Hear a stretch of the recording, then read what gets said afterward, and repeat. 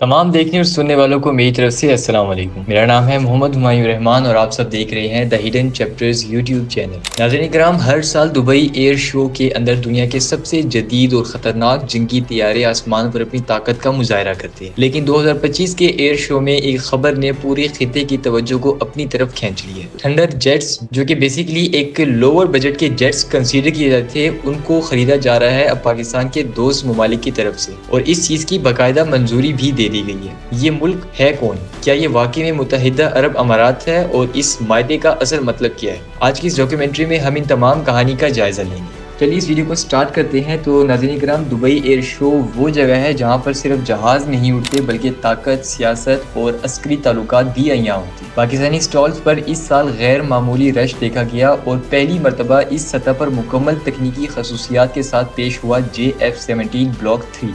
Radar, AESA, helmet mounted display और electronic warfare ports, ये वो तमाम चीज़ें हैं जो कि तवील फासले के लिए एक जहाज़ को परफेक्ट बनाती हैं, और यही तमाम चीज़ें यूज़ की गई थी JF-17 ब्लॉक 3 के अंदर भी। 17 नवंबर 2025 को ISPR ने एक प्रेस रिलीज़ के अंदर एक बयान जारी किया जिनमें उन्होंने ये कहा कि हमने MOU खरीदारी के लिए JF-17 के जो पाकिस्तानी जेट्स हैं, एक दोस्त मुल्क के साथ इसके मायदे पर दस्तखत किए हैं। इस मुल्क का नाम क्या है ये अभी तक मेंशन नहीं किया गया, और इसी ही न्यूज़ की the dialogue Pakistan, the Arab news और द डॉन न्यूज़ ने कंफर्मेशन की है। और सबसे दिलचस्प बात यह है कि इस बयान के अंदर किसी भी मुल्क का नाम जाहिर नहीं किया गया था। अब लोग इस चीज़ के अंदर काफ़ी ज़्यादा कंफ्यूजन का शिकार है कि क्या ये मुल्क UAE है या फिर कोई और मुल्क है। लेकिन ज़्यादातर मीडिया की रिपोर्ट्स के मुताबिक ये मुल्क UAE ही हो सकता है, यानी कि United Arab Emirates. Air show के दौरान जो पाकिस्तान के एयर चीफ थे, इन्हें दो अहम अमाराती शख्सियात से मुलाकात भी की थी, जिनमें से एक थे लेफ्टिनेंट जनरल इब्राहिम नासिर अल अलवी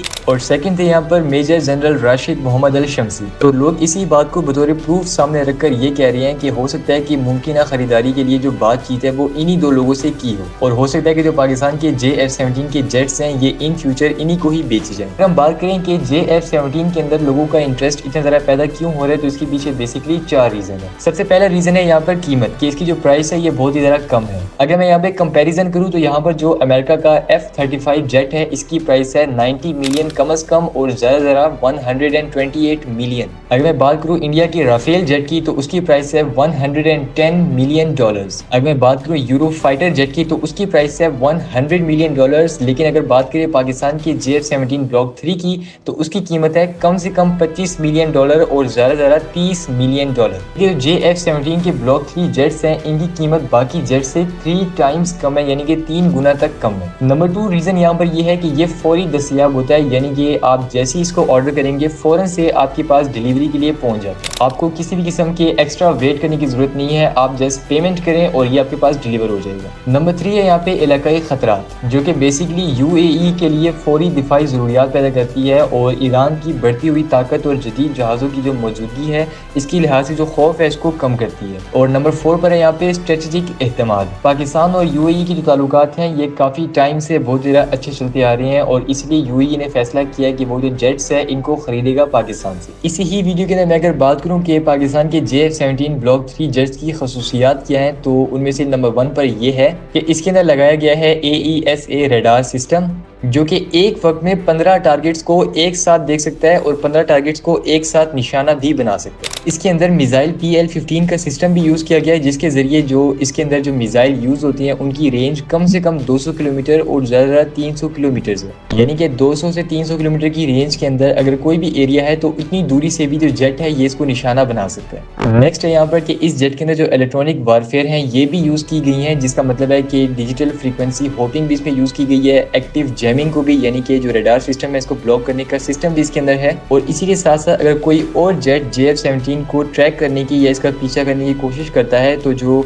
दुश्मन के सिग्नल्स होंगे इनको मुकम्मल तौर पर उलझा के रख देगा। अगर हम इसी जेट की स्पीड की बात करें तो इसकी स्पीड है मैश 2, यानी कि 2390 किलोमीटर पर घंटा। और सबसे इंपॉर्टेंट बात जो कि JF-17 जेट को सबसे यूनिक बनाती है वो ये है कि जो ये वाला जेट है ये UAV सिस्टम को भी कंट्रोल कर सकता है, यानी कि जो ड्रोन्स हैं इनको भी कंट्रोल कर सकते हैं। दुबई एयर शो के अंदर लोग इस बात से काफ़ी हैरत का शिकार थे कि एक काफ़ी कम बजट तैयारा जिसे कभी मजाक का निशाना नहीं बनाया जाता था, खलीजी दिफा की मार्केट के अंदर मरकजी तवज्जो बन गई।